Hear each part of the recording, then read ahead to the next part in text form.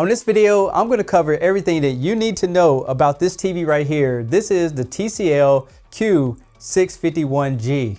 This TV has 4K upscaling, HDR Pro. It's a 60 Hz television with a 240 motion rate. It also has auto low latency for gamers out there, and it supports Dolby Atmos and DTS:X audio. This is a direct LED television that should help out with the contrast on it, and you can get this TV from a 43-inch all the way up to a 75-inch, and all these models are 8 bits with 2 bits of frame rate control. And you can also get this in a Fire TV version, which is available from a 55-inch up to a 75-inch if you prefer their operating system instead. But here's the thing, if you go to an 85 or 95-inch, those TVs are native 120 Hz, but they will support up to 144 gaming, and they might be 10-bit, but I couldn't confirm that for sure. Okay, let's stop playing around. Let's get this TV out of the box, see what it's all about, because I know you guys are interested. And keep in mind, this TV does have a lot of features like Dolby Vision, Dolby Atmos, as well as high brightness. Now, since it's a 43-inch, it comes with these little tiny feet, and they're gray in color. And it comes with a power cord, some screws for the feet, some setup guides, remote control, and it includes batteries. And here's a closer look at the remote control. I will say that it fits really nice in your hand. It doesn't have backlights, but it has all the features that you need, such as your input, profile, voice commands. Down here, you can navigate through all your applications very easy. And there's some hotkeys at the bottom, so you can go to your favorite applications just with the press of one button. I'm going to tell you guys, been back at a table like this kind of reminds me when I first started the channel, and now I have a more elaborate setup. You kind of go back to the basics, but yeah, let's go and get this TV all put together so we can go through the setup menu and see what it's all about. Now, looking at the bottom of it, there are some screw holes, and that's where we're going to put the feet on. And over here we have an audio system. I think it's 10 watts by 2. Over here there's a press button so you can change your inputs. Pretty basic stuff. By the looks of it, there's a little extra right here on the front of it, and there's an arrow to show you where to screw these in. That way you make sure you get it correct here. So make sure you don't put them on backwards. And just so you know, the back of these TVs can vary according to which size you have, as well as the configuration of the feet. So here's a closer look at the back of the television. At the top here, there's some ventilation, and it does have screw holes for your wall mount, but they're in a weird configuration on this side. You can see they're very narrow. Normally it's out a little bit farther. And it has this checkerboard pattern here at the bottom to let heat out as well. On the left hand side, you have your power cord input, and I like that it's detachable so you can extend it if you need to, especially if you mount it on the wall. This TV does have Wi-Fi built in, plus you do have some other connections such as USB 2.0, Ethernet connection, 3 HDMI 2.0s, and the third one is for eARC, TV tuner. You can have a AV input, but it will require an adapter, headphone jack, and you do have a fiber optic input. But keep this in mind, if you buy a 85 or 98 inch, it has 4 HDMI inputs. 2 of them are HDMI 2.0, and 2 of them are HDMI 2.1, and that's going to give you up to that 144 Hz gaming using variable refresh rate. And here's a side view look at this television. You see it's pretty flat on top, has a little bit of bubble right there, and as we go down to the bottom, it's pretty nice and has the feet are pretty equal on both sides.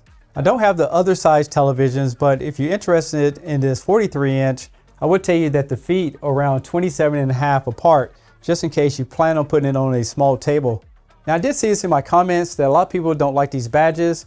On this one, you can just pull it off if you don't want to use it on your television, just so you know. So you can try it on your own TV, but there's a little bit of glue that you'll have to peel off once it's done. And here's the energy savings guide, $21 a year to run it.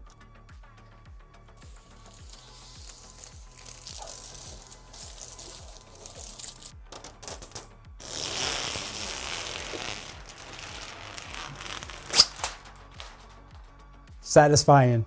Next, I'm going to walk you through the setup, and keep in mind this video has chapters so you can skip around if you like. Let's go and get this TV set up so we can get to some of the details I want to show you on this video. Whoa, look at that. Google TV. So the first thing you'll do is choose your language. Next, you want to choose your region, and we'll just go ahead and choose United States. And this part right here is very important because if you're not going to hook it up to Wi-Fi and you just want to use it for your inputs and antenna, you want to make sure that you choose basic TV setup. On this video, I'm going to set it up as Google TV with the applications and everything. The easiest way to set this TV up is using the Google Home application, just like you would on a smart device. But a lot of people prefer me to use the remote control and show them that method, and that's exactly what we're going to do. The first thing you want to do is select your Wi-Fi, and then go ahead and enter your password. Then your TV will connect to Wi-Fi and it will check for the latest updates just to see if there's anything new on the server. In my case, it did find an update. We'll go ahead and get that all done and then we'll continue the video. And keep in mind, depends on your internet speed. This could take from 5 minutes up to a half an hour. Just be aware of that. And after TV reboots, it will resume where you last left it. Now you will need to enter your Gmail account as well as the password to continue. Now I recommend you read this, but you will be prompted for terms and conditions, but this is a demo account, so it really doesn't matter to me. To do the voice commands, you'll need to set up the Google Assistant. And if you want to search all your applications, you need to press allow or no thanks. I've already activated the voice match before, so I'll just go ahead and press on agree. And personal results is if you enable the GPS and everything, the TV will be able to give you results close to your home. Now, if you have any of these applications, you can check them off now, and when the TV gets ready, it will go ahead and install them for you, or you can do it at a later time. Now we need to pair the remote control, and if you don't do this, you will not enable the Bluetooth, so voice commands will not work. And there it is. And that's all you have to do is just hold those two buttons. Now TCL does have an application so you can do some basic controls on the television. All you need to do is scan that barcode, download the application, and create an account. But we're not going to be doing that on this video. There's also some TCL terms and conditions. Again, read through all this before you agree. And you can set up the TV to do automatic updates if you like. This TV does support Apple AirPlay and HomeKit, so you can do some basic features with your Apple devices using Siri. And if you want to see some cool demos, set it up as store mode and exit out later. But for now, we're done. For the last step, the TV will go in and look at all your options, and it will start setting up and downloading any applications that you clicked off. This could take a few minutes, so once it's done, we can then access the television. And the last step of this is that you can customize it a little bit farther if you like. For example, you can set up Google Photos, add multiple people, create offers, and you can set up the TV to be kid-friendly mode, but I recommend that you create a profile just for them. Now here's the interface. This is a standard Google operating system. Most TV has it. And I must say that the TV is pretty snappy. You do have some streaming channels through Google TV, and if you add your own TV tuner, you'll see all your channels here at the top of this list. Of course, you have all types of applications inside of here, including TCL TV Plus, which is streaming service. You also can play your media through thumb drives, and this TV can work with Alexa if you download the application right here. And here's a look at the TCL streaming applications that you can look at anytime you don't have any content to watch. Just click on here and you can just start playing your favorite shows. And with the voice commands, you can ask it questions. What's the weather like today? Right now in San Diego, it's 59 degrees and clear. And you can use this voice command to search just about anything that you like. Now I'm not going to go too far into this menu because we need to get to some testing, but let's take a look at some of the different options inside of here. Now people always ask me which input should I use on a 60 Hz TV. It doesn't matter. You can plug your gaming console in any of these and it's going to respond the same. Just don't use the eARC if you plan on adding a soundbar. Now this TV does have a lot of picture settings and adjustments, and if you don't want to customize it, you can just turn on intelligent picture, and it'll also do the same for audio as well. Now as far as software, this TV does use the latest and greatest Android 12, so you will have all those options. And this 43-inch model does have 24 gigabytes of internal memory. That might fluctuate depending on what size you have. There's also an ambient mode in here, and this is pretty much a screensaver, so when you're not using the TV, you can have these different screens to display, and if you connect it to Google Photo, you can go ahead and add your family pictures to it, but it is a little bit of process.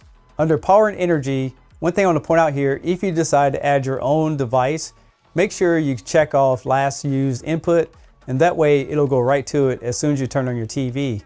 And if you want to get the brightest picture, make sure the energy savings turned off, but your TV will use more electricity. If you have an Android device, you can cast over to this TV, and this is where you can set up your Apple AirPlay and HomeKit. This is where you can log into the TCL account. And this TV does have Game Master, so you can set up automatic or you can manually choose these inputs. So for example, if you plug your gaming console on input 2, I would just go ahead and leave this on so it automatically detects it. As far as Bluetooth, you can connect your own headphones to it. And as you can see here, the remote control is already connected for that voice commands. Plus it does show you the battery life of the remote as well. For the most part, that's the operating system, but let's get into some demos so we can see how this TV performs. And just in case you missed it, go check out my video that I created on the TCL Q5 QLED with Fire TV. I wish there was an easier way to set up these TVs, but unfortunately, that's what it takes to get these TVs up and running. Now we're going to take a look at some content in SDR mode, but you can see that this TV does support HDR10 Plus, which Samsung uses, and it does support Dolby Vision, and we'll get to those in just a moment. Now as a reference point, I do have the TV in sports mode, and I will say that it looks really good. Now keep in mind, the smaller the TV that you purchase, the more pixel density available, and it's really hard to determine how good colors are because of the broadcast, but on this particular scene, it looks like the grass is more neon green. And I don't blame the TV, but sometimes the broadcast that we see is not that clear, so unfortunately the TVs can't clean that up, but we'll check out some higher quality resolutions in just a moment. I still have the TV in SDR mode and it actually looks good. Now this is in the movie format and I would say that everything is looking fantastic. Now I have the scene paused in SDR. Let's look at some of the different formats. So this is Vivid and this is the brightest you can make the TV. We have low power mode and I personally don't mind that particular setting. We have Smart HDR. We have sports mode. Back to movie, which gives it that warm look. And this TV also has a game mode and a PC mode. But if you like that warm look, I think movie mode is going to look great for you. But in my opinion, I don't mind the low power mode just because I like the cooler look than the more natural look that you get in movie mode. Now we're going to see what kind of options we have available in HDR10. And notice there is a logo in the corner whenever you put it in these different formats. So far as I can see, you're going to get the same picture profiles, but there's Vivid in HDR10 mode. There's low power, sports, movies, game, PC, and back to Vivid. Now if we go back down to the movie mode, I think it looks really good. Only difference that you can see on some of these settings is if you look at the background, and one thing about the movie mode, you do lose a lot of that saturation, but the background looks a lot more cleaner in my opinion. Now for our last test, we're going to switch over to Dolby Vision and see what kind of options we have available in that format. And notice there is a Dolby Vision symbol that does pop up when you put it in this different format. Now in the Dolby Vision mode, it is definitely going to bring out a lot more details.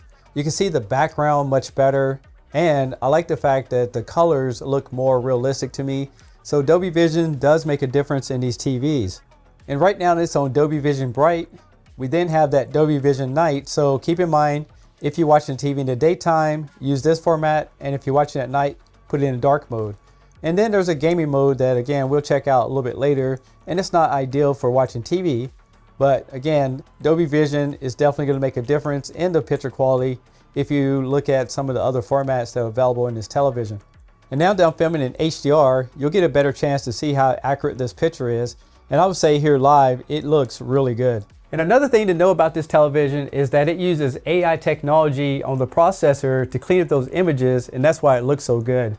Next, we're going to talk about the gaming on this television, and I would say the 43 through 75 are all 60 Hz panels, but they do have a technology called Gaming Accelerator.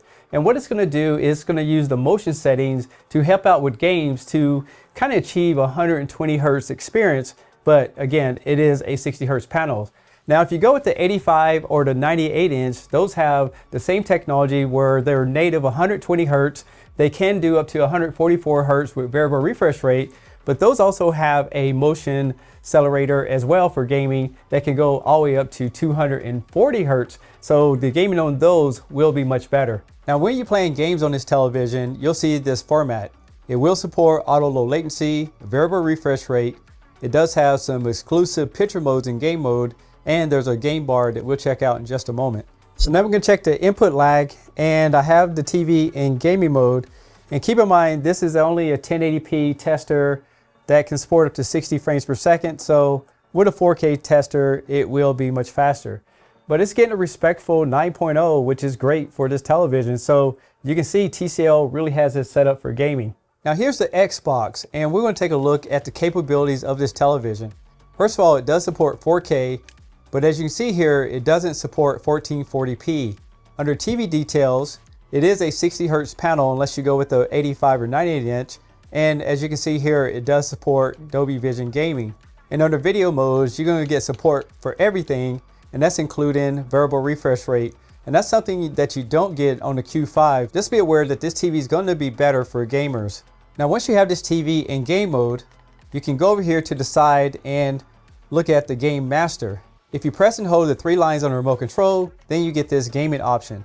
At the top of it, you can see that it will show you the frames per second, HDR, auto low latency, and variable refresh rate.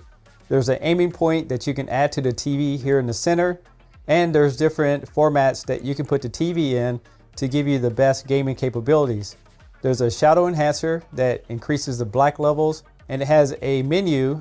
Then you get this pop-up called HGIG, and this gives you a picture quality as the developer intended.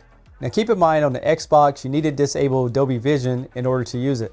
So now we switched over to the PS5, and I found some different information in this console.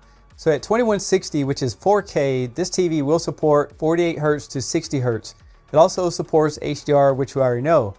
Now, when I did a test for 1440p, this TV will support it. So on the Xbox, you would have to manually override the HDMI to be able to get 1440p. So it doesn't look like the Xbox will do this native, where this PS5 will. And of course, it will support 1080p up to 60 frames per second, as well as the HDR and everything. So in my opinion, that's very interesting that the Xbox didn't give you that option right away.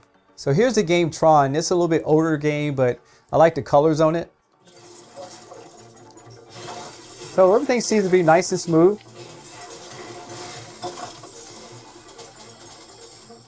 If you're a gamer, I think you're going to love the experience on this television, but keep in mind the 43 up to 75 or 60 frames per second. But with that motion accelerator, I think everything was very smooth. I didn't see any smearing or tearing, so I think your experience will be great. But if you want to get the best experience, of course, get that 85 or 98 inch. Next, we're going to do some testing on this TV just to see how well it performs under a little bit. The first thing I want to show you is dirty screen effect. And keep in mind, this is not TCL's highest end television. It uses direct LEDs, and it doesn't have those local dimming zones. So in some areas, you will find some uniformity that's off a little bit. But overall, once you have a signal on the TV, it's not something that you would notice. Now, as far as upscaling, this is a 480p signal, and it looks pretty good. You will get some graininess around the logos and images. And I do notice there are some fringes around the edges, so if you have any type of older content, just be aware of that. And if you're just watching 720p like everyday basics, it definitely cleans up the signal. So I think most people will use content like this on a daily basis. But of course, 1080p will be your sweet spot, and that's where you're going to get the best picture out of this television. And 4K is the native signal, so you're going to get the very best picture possible. And just looking at this TV on these demos, I think this TV has some really good colors. Everything seems to be pretty accurate. Now, it doesn't have local dimming, so you might see a little bit of glow in the picture, but that's expected on a television at this price point. In my opinion, this TV would be perfect for a bedroom, but keep in mind, you do have the option to go all the way up to 98 inches if you're looking for a TV to put in your living room or family room. Now, as far as blooming, there is some slight glow around the edges, but in my opinion, I don't think it's anything you'll notice, and that comes along with having TVs that are a little bit more brighter. So this TV doesn't have like a high nits rating. It's usually in the range around 400. But for your everyday picture watching, just don't expect inky black levels unless you go with some of the more bigger sizes. But for me, this one looks just fine. Now, I didn't expect for the TV to have that greater uniformity just because you need those local dimming zones and a higher end panel, but I thought overall it looked pretty decent for what it is. Next, we're going to talk about audio. Now, keep in mind, this TV has features like Dolby Atmos, DTX, Virtual X, and I will say it's 15 watts by 2. Now, here's the thing. If you go to the 85 or the 98 inch, those TVs have a more robust audio system, and that's including subwoofers as well. but here's what it sounds like. This is a Tech Steve audio test for the next few moments. Sit quietly and experience the range of this TV's audio capabilities as we test the boundaries of sound.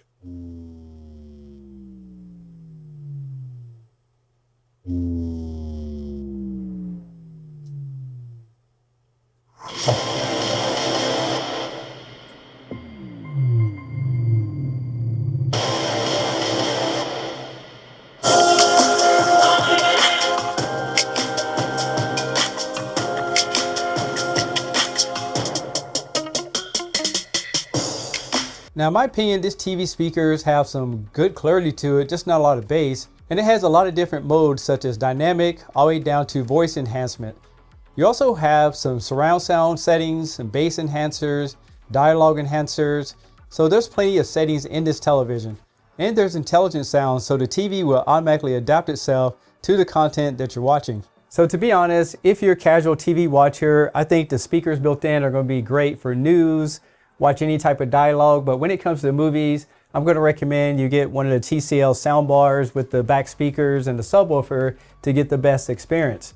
Now, this TV has some great colors. I just want to show you the last few demos. And as you can see here, it's bright, it's vivid, and I think the black levels on it are pretty decent for not having local dimming zones. And if you're looking for a basic television that doesn't break the wallet, I think the Q6 series is a very well-balanced television, especially for the price point.